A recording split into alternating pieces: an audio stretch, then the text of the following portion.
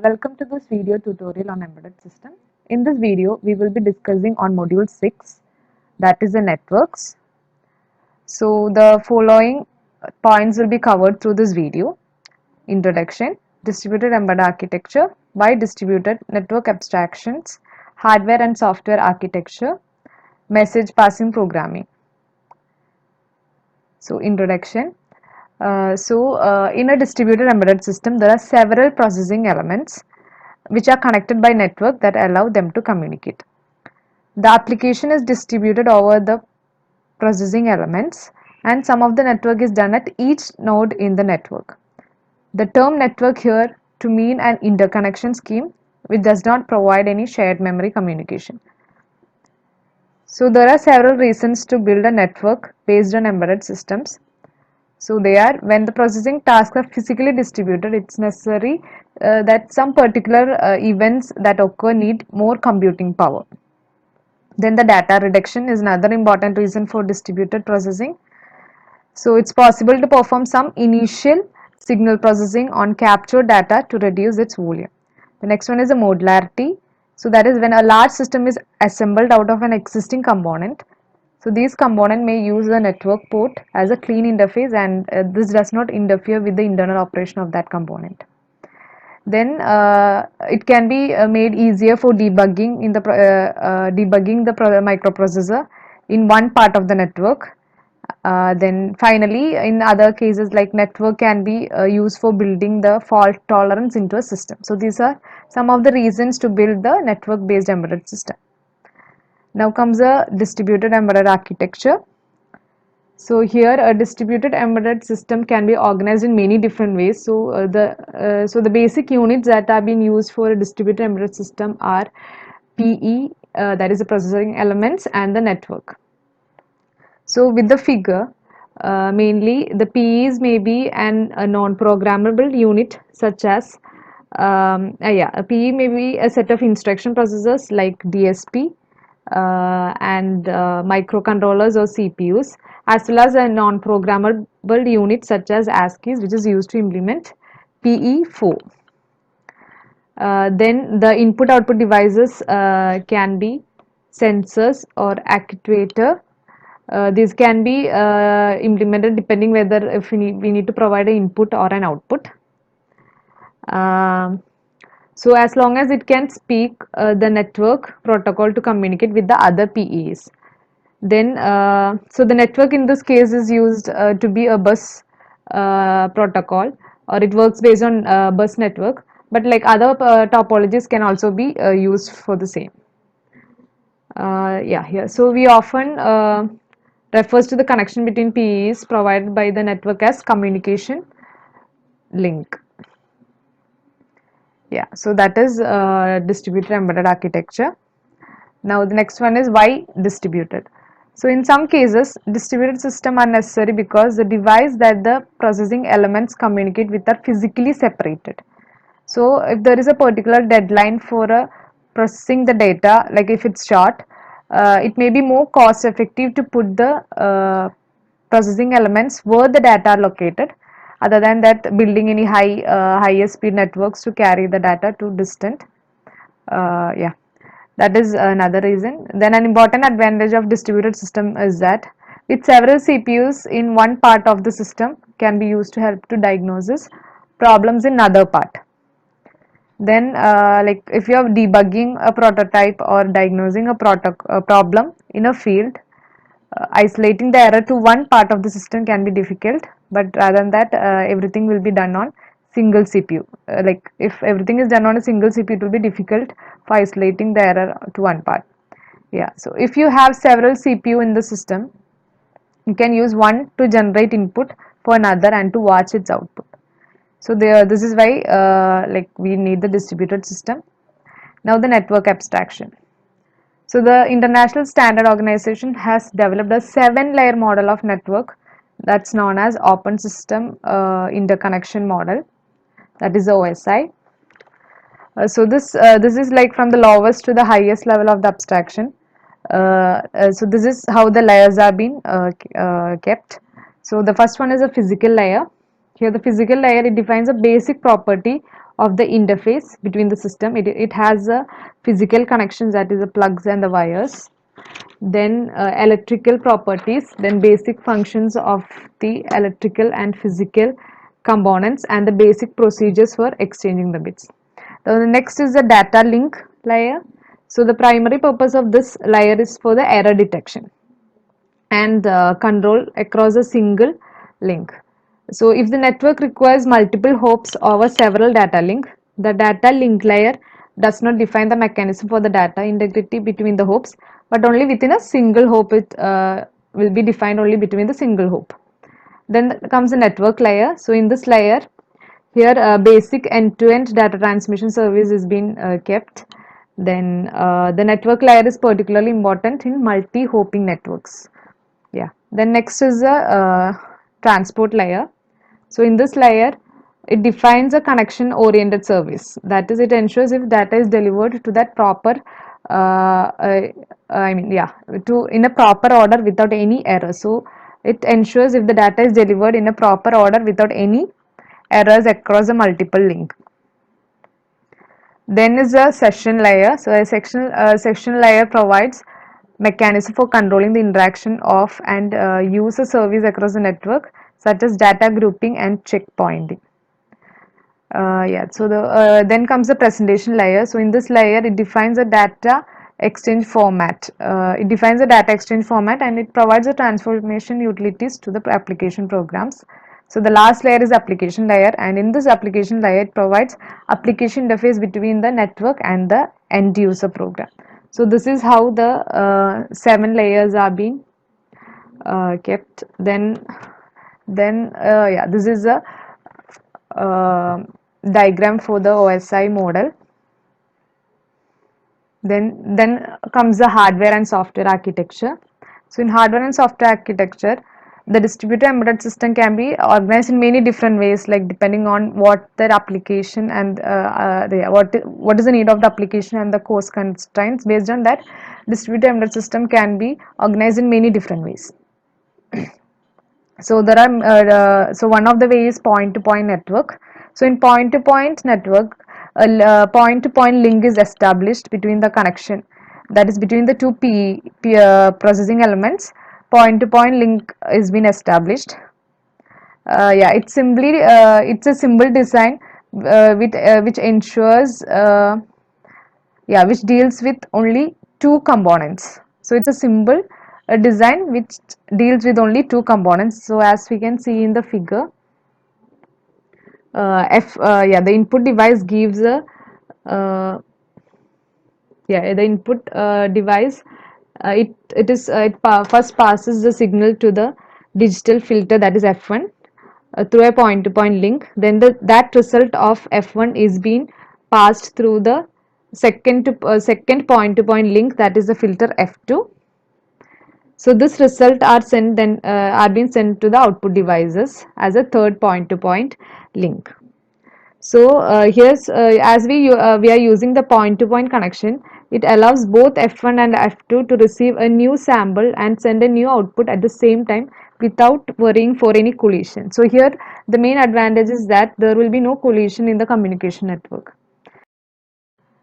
So the next one is the bus network. So a bus is more general form of network as it allows multiple devices to be connected. So in point to point, we have seen like only two processing elements can be connected, but in bus network, it allows multiple devices to be connected. So like a microprocessor bus, here processing elements are being connected to bus to have like that they will have a particular address. So communication on buses generally taken as the forms of packets, like for the example, that packet includes a header, then an address, data, and the error connection. So this is the so here the communication bus is generally in the form of packet transfer, like they will transfer the packet. Then for controlling the bus, there are two types of schemes, arbitration schemes. There are two types of schemes. There is fixed priority scheme and fair arbitration scheme. So in fixed priority scheme, it always gives a priority to the competing device. That is, if there is a higher priority and a lower priority device, like at the same time that both devices needed to send the data, here the lower priority device will not be able to transmit anything until the higher priority device has sent all the data packets. So that is how the fixed priority works. Now the fair arbitration scheme, here it makes sure that no device is starved. That is, the round robin arbitration is the most commonly used of the fair arbitration scheme. Here, yeah, here the bus must be fair. So it does not specify a particular arbitration scheme. Here, most implementation of the PCI uses round robin arbitration. So this is how the fair arbitration scheme works. Yeah, so this is a figure. Yeah, then next one is a crossbar network. Uh, at the opposite end of the generality spectrum from the bus is this crossbar network. Here, this figure shows a crossbar network. Here, a crossbar network, it allows an input to be connected to any output. It also allows all combination of input-output connections to be made. So, for example, we can simultaneously connect in 1 to out 4. That is, we can connect input 1 to output 4 and input 2 to output 3 and so on. So a cross point is a switch. It can be a switch that connects an input to an output. To connect an input to an output, to connect an input to an output, we activate the cross point at the intersection between the corresponding input and output lines in the crossbar. So for example, um, here input 1 and output 3 in the figure, we could activate the crossbar as shown, like that input 2 can be connected to output 3. So for that, these two nodes should be activated. Yeah, this is how the crossbar network works. Now next is a multi-stage network. Here in multi-stage network, it's a parallel communication network, and in crossbar it's a direct network, but multi-stage network, it's a parallel communication network, where yeah, it's a parallel communication which has an intermediate routing nodes to guide the data packets. So the figure, it's an example of a multi-stage network. Here parallel connections and parallel input-output outputting can be done, but in cross point only direct output can be done, can be connected. Yeah. Next is the message passing programming.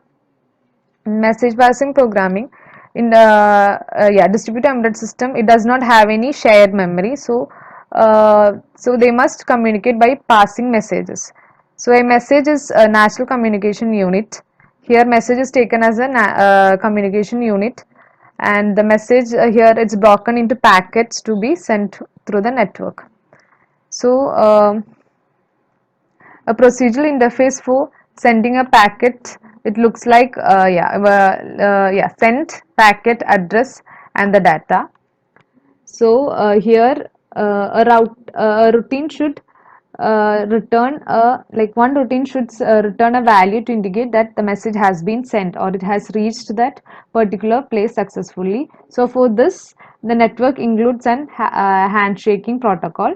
So if the message to be sent is longer than the packet, so for ensuring that the packet has reached their destination successfully, we include a handshaking protocol. So yeah, then if the message to be sent is longer than a packet, then that packet should be broken up into packet size data segments. So for that, we use the for I equal to 0, I less than message dot length, I equal to I plus packet size, then sent packet address and message address. So this particular code is being used for breaking down the packets into size if it is longer than the packet size. So the code uses a loop to break up an arbitrary length message into packet sized chunks. Then reception of the packet will be probably implemented with interrupt. Certain interrupts will be given at the reception. Then the simplest procedural interface will simply check to see whether a receipt message is waiting in a buffer. Then network protocol, here network protocol may encourage a data push. Data push style for the system to build around the network. In a single CPU environment, a program typically initiate a read whenever it wants a data. So in a single CPU environment, if a program has to read something, uh, yeah, uh, if a program need a data, it reads whenever it wants a data. In many network system, nodes send values out without a request from the intended user of the system. So data push programming, it makes it's made for a periodic data. That is, if a data will always be used at regular interval, we can reduce the data traffic on the network by automatically sending it when it's needed. So whenever it's needed, we can automatically send this data if a regular interval is kept. Otherwise, there will be data traffic. So this is how the message passing is done in the embedded system. So in this video lecture, we have covered the following portion: the introduction, the reasons to build network-based embedded system, then the distributed embedded system architecture. In distributed embedded architecture, we have seen the basic units used to build a distributed embedded system. Then why we need the distributed embedded system. Then the network abstraction. In the network abstraction, we have seen the open system interconnection model. So the OSI model, it has 7 layers. The first one is a physical layer, the data link layer, network layer, transport layer, session layer, presentation layer, and the application layer. Then we have seen the hardware and software architecture. In hardware and software architecture, we have seen how it's been organized based on different needs of the application and the cost constraint. That is the point-to-point network, bus network, crossbar network, multi-stick network. Then finally, we have seen the message passing programming in the embedded system. That is how the message is being passed in the embedded system. So thank you all for watching this video lecture.